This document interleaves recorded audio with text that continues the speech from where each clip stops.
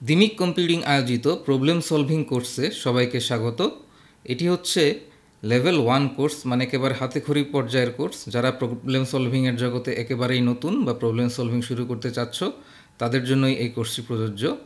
আমরা এই কোর্সে মোট 4টি লেকচারে 12টি প্রবলেম সলভ করব। এগুলো আমাদের 52টি প্রোগ্রামিং সমস্যা ও সমাধান বইতে দেয়া আছে। এটি ছাড়াও cpbook.subin.com-এ প্রবলেমগুলো পাওয়া যাবে। তো চলো আমরা শুরু করে দিই। প্রথম লেকচারে আমরা 3টি সমস্যা নিয়ে কথা বলবো। সমস্যা 1 নম্বর সমস্যা হচ্ছে জোড় বিজোড় 1, 2 নম্বর হচ্ছে জোড় বিজোড় 2 এবং 3 নম্বর সমস্যা হচ্ছে অধোগামী সংখ্যা। তো এই ভিডিও দেখার আগে আমি তোমাদেরকে পরামর্শ দিব যে তোমরা cpbook.subin.com-এ গিয়ে এই প্রবলেমগুলো পড়ার পর নিজেরা সলভ করার চেষ্টা করো এবং কমপক্ষে 4-5 ঘন্টা চেষ্টা করেও যদি সলভ করতে না পারো তখন লেকচারের বাকি অংশ দেখো। কারণ নিজে নিজে চেষ্টা করলে যতটুকু শেখা যায়, এমনকি তুমি সলভ করতে না পারলেও তুমি যদি নিজে নিজে 4-5 ঘন্টা চেষ্টা করো, এতে তোমার যেই লাভটা হবে শুধু লেকচার দেখে দেখে কোড করলে বা আমার কোড দেখলে তোমাদের সেই লাভটা হবে না। তো তোমরা যদি এরপরও না পারো চেষ্টা করে, তখন তোমরা এখন ভিডিও লেকচারের বাকি অংশটা দেখো। তো আমরা এখন জোড় বিজোড় 1 সমস্যাটির প্রবলেম স্টেটমেন্টটা দেখি। প্রবলেম স্টেটমেন্টটা কি? যে কোনো একটি পূর্ণ সংখ্যা দেওয়া থাকলে সেটি জোড় না বিজোড় তা বের করতে হবে। তো এটা খুবই সহজ। তোমরা জানো যে জোড় বিজোড় বের করার অনেক রকম পদ্ধতি আছে। এর মধ্যে একটা পদ্ধতি হচ্ছে, বা সবচেয়ে সহজ পদ্ধতি হচ্ছে 2 দিয়ে ভাগ করার চেষ্টা করা, এবং যদি ভাগশেষ শূন্য হয় তাহলে সেটি হচ্ছে জোড় সংখ্যা, আর ভাগশেষ শূন্য না হলে সেটি হচ্ছে বেজোড় সংখ্যা। এখন আমাদের এই প্রোগ্রামে ইনপুট আউটপুট কেমন হবে সেটাও দেয়া আছে, যে প্রথম লাইনে একটি সংখ্যা থাকবে, সংখ্যাটির মান ততটি লাইনে একটি করে পূর্ণ সংখ্যা দেওয়া থাকবে। তো পূর্ণ সংখ্যা মানে হচ্ছে ইন্টিজার। তো উদাহরণের ইনপুটে যদি দেখি, প্রথম লাইনে আছে 3, তার মানে প্রথম লাইনে একটি সংখ্যা আছে 3, সেই সংখ্যাটির মান 3-এর মান হচ্ছে 3, ততটি লাইনে, তার মানে তারপরে আরও 3টি লাইনে একটি করে পূর্ণ সংখ্যা দেওয়া থাকবে। তাহলে 3-এর পরে দেখো 3টি লাইনে, প্রথম লাইনে 100, দ্বিতীয় লাইনে 0, চতুর্থ লাইনে 1000, 111, এই 3টি সংখ্যা দেওয়া আছে। এবং আউটপুটে কী করতে হবে? প্রতিটি পূর্ণ সংখ্যার জন্য সংখ্যাটি জোড় হলে ইভেন আর বিজোড় হলে অড প্রিন্ট করতে হবে। তাহলে আউটপুটে আমরা দেখতে পাচ্ছি 100-র জন্য প্রিন্ট হয়েছে ইভেন মানে হচ্ছে জোড়, 0-র জন্য প্রিন্ট হয়েছে ইভেন, এবং 1111-র জন্য প্রিন্ট হয়েছে অড, এবং প্রতিটি কিন্তু আলাদা আলাদা লাইনে। তো আশা করি প্রবলেম স্টেটমেন্টটি তোমরা বুঝতে পেরেছ, এবং আমি আবারও বলছি, এতটুকু বোঝার পর তোমরা ভিডিওটি বাকি অংশ না দেখে নিজে নিজে চেষ্টা করো সাবমিট করার। কীভাবে সাবমিট করবে?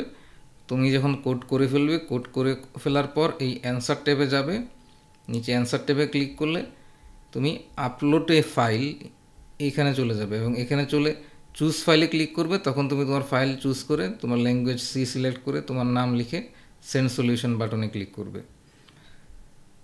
তো তুমি যদি অতটুকু নিজে করতে না পারো তাহলে চলো আমরা কোডে একটু কোড করে দেখি, এবং আমি সেটা একদম হুবহু কোড করে দিব এবং সাবমিট করব। তো তোমরা কিন্তু প্রথমেই তোমাদের উদ্দেশ্য হবে না যে আমার কোডটা এবার তুমি নিজে নিজে দেখে টাইপ করে সাবমিট করা। তোমাদের উদ্দেশ্য হবে বোঝার চেষ্টা করা এবং কিভাবে একটা কোড সাবমিট করতে হয় সেই জিনিসটা শেখা।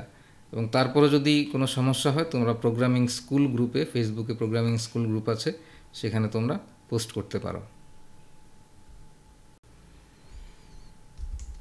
তো আমি এখানে কোড করার জন্য টার্মিনাল ব্যবহার করছি। তোমরা সাধারণত কোড ব্লকসই ব্যবহার করবে, কারণ ওইখানে কম্পাইল করা খুব সহজ, কিন্তু আমার কম্পিউটারে এই মুহূর্তে কোড ব্লকস নাই।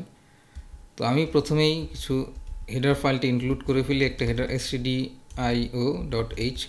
এই হেডার ফাইল ইনক্লুড করার কারণ হচ্ছে আমাদের ইনপুট নিতে হবে এবং আউটপুট দেখাতে হবে, এবং সে কারণেই stdio.h হেডার ফাইল ইনক্লুড করা। তারপর ইন্ট মেইন ফাংশন আমি লিখে ফেললাম, ফাংশনের শেষে রিটার্ন 0। এখন হচ্ছে আমার মূল প্রোগ্রাম। তো মূল প্রোগ্রামে প্রথমেই বলা ছিল প্রথমেই কয়টি টেস্ট কেস থাকবে সেটি দেয়া থাকবে। সো টেস্ট কেসটা আমরা নিব টিতে, এবং লুপ চালানোর জন্য আমরা একটা আই ভেরিয়েবল ব্যবহার করব, এবং তারপর আমরা প্রতিটি সংখ্যা ইনপুট নেওয়ার জন্য n একটি ভেরিয়েবল নিতে পারি। তো এখন প্রথমে আমি কি করব, টি ইনপুট নিতে হবে। তাহলে scanf %d and আমি এখানে টি ইনপুট নিচ্ছি, টি যেহেতু ইন্টিজার এজন্য আমি %d ব্যবহার করেছি, এবং আমি টি এর মান যত ততবার আবার একটি সংখ্যা ইনপুট নিতে হবে, অর্থাৎ আমার এখানে একটি লুপ চালানো লাগবে। ফর i সমান 0 i less than T i plus plus, তার মানে টি এর মান যদি 5 হয় তাহলে লুপটি 5 বার চলবে। এখন লুপের ভেতর কি করতে হবে? প্রথমেই একটি সংখ্যা ইনপুট নিতে হবে,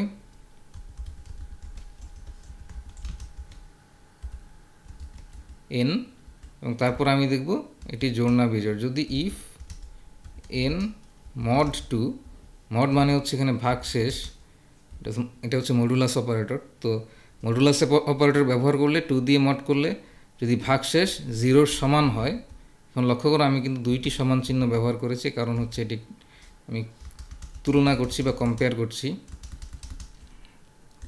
তাহলে আমি কি করব? printf ইভেন, এবং এরপর আমার যেটা করতে হবে, ইভেনের পর কিন্তু একটা /n দিতে হবে। তুমি যদি /n ছাড়া সাবমিট করো তাহলে তোমার কোড অ্যাকসেপ্ট হবে না।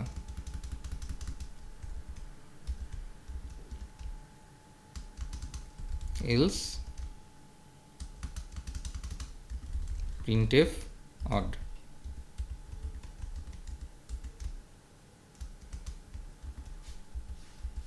তো আমাদের কোড হয়ে গেল। এখন কোডটা আমি সেভ করব, সেভ করে টেস্ট রান করব। তো আমার টার্মিনালে রান করার পদ্ধতি হচ্ছে gcc problem1.c, কম্পাইল করার চেষ্টা করতেছি, কম্পাইল ঠিকঠাক মতো হয়েছে। এবার আমি রান করব। যদি আমি 4 দিই, 4টি সংখ্যা আমি ইনপুট দিতে পারবো, ধরো 10 ইভেন, 11 অড, 12 ইভেন, 13 অড, এবং প্রোগ্রাম বন্ধ হয়ে গেছে। এখন তোমরা লক্ষ্য করো আমি কিন্তু 10 ইনপুট দেওয়ার পরই ইভেন আসছে, 11 ইনপুট দেওয়ার পরই অড আসছে, কিন্তু তোমার তো স্যাম্পল ইনপুট আউটপুটে তুমি দেখেছো যে ওইখানে লেখা প্রথমে পুরা একটা 3, তারপর 3টা সংখ্যা, আর আউটপুটে হচ্ছে পরপর 3টা ইভেন বা অড। তো এক্ষেত্রে কিন্তু তুমি যখন প্রোগ্রাম করবে তখন তুমি এইভাবে করবে যে একটি ইনপুট নিয়ে একটি আউটপুট দিয়ে দিবে, আর জাজ যখন তোমার প্রোগ্রাম রান করবে তখন জাজ আসলে একটা ফাইলের মাধ্যমে ইনপুট দিবে, যেই ফাইলের ইনপুটগুলা তোমার প্রোগ্রাম নিয়ে একে একে আউটপুট দিবে। সুতরাং এটা নিয়ে তোমার চিন্তা করার কোনো কারণ নাই, তুমি এভাবেই কোড করবে। তুমি দেখো আমি যদি এভাবে ইনপুট দিতাম 4, তারপরে 1 2 3 4, তাহলে দেখো কিন্তু অড ইভেন অড ইভেন, মানে প্রথমেই 1 হচ্ছে অড, 2 হচ্ছে ইভেন, 3 হচ্ছে অড, 4 হচ্ছে ইভেন, এভাবে আউটপুট আসতো। তো এখন আমরা এই প্রোগ্রামটা সাবমিট করব। তো প্রোগ্রাম সাবমিট করার জন্য আমি প্রথমে আমার ওয়েবসাইটে চলে গেলাম, এবং তারপর এখানে আপলোড এ ফাইল। তা তুমি কিন্তু চাইলে ফাইল আপলোড না করেও পেস্ট অ্যান্সার করে এখানে অ্যান্সারটা পেস্ট করে সাবমিট করতে পারো, কিন্তু ফাইল আপলোড করলে সুবিধা এই কারণে যে অনেক সময় তুমি কোড কপি পেস্ট করার সময় অনেক উল্টোপাল্টা কারেক্টার চলে আসতে পারে, যেটা হয়তো তুমি নিজের চোখে দেখতে পাচ্ছ না, কিন্তু সেটা সমস্যা করবে। তাহলে আমি probe1.c ফাইলটা সিলেক্ট করলাম, আমার ল্যাঙ্গুয়েজ হচ্ছে সি, অথর হচ্ছে অনলাইন কোর্স 100, এবং আমি সেন্ড সলিউশনে ক্লিক করলাম। এখন ওয়েটিং, এখন রানিং, আমার প্রোগ্রামটা রান করছে জাজ, এবং রেজাল্ট হচ্ছে অ্যাকসেপ্টেড। তো এটা খুবই একটা আনন্দের বিষয়, একটা প্রবলেম অ্যাকসেপ্ট হয়। কিন্তু সি হল অফ ফেমে তুমি যদি যাও তুমি কিন্তু আমার নাম দেখতে পাবে না, কারণ হচ্ছে কি ইতিমধ্যেই 250 মানুষ এই প্রবলেমটা সাবমিট করে ফেলছে, এবং এর বেশি মানুষের নাম এখানে দেখা যায় না। তো আপাতত আমাদের এই অনলাইন জাজে এর চেয়ে ভালো ব্যবস্থা নাই। তো যাই হোক, নাম দেখাটা গুরুত্বপূর্ণ বিষয় না, তুমি প্রবলেমটা ঠিকভাবে সাবমিট করাটাই গুরুত্বপূর্ণ। এবং আমরা এই প্রবলেমটা অ্যাকসেপ্ট করে ফেললাম, অর্থাৎ অ্যাকসেপ্ট করিয়ে ফেললাম জাজকে দিয়ে। এখন আমরা আমাদের পরবর্তী প্রোগ্রামে চলে যাব।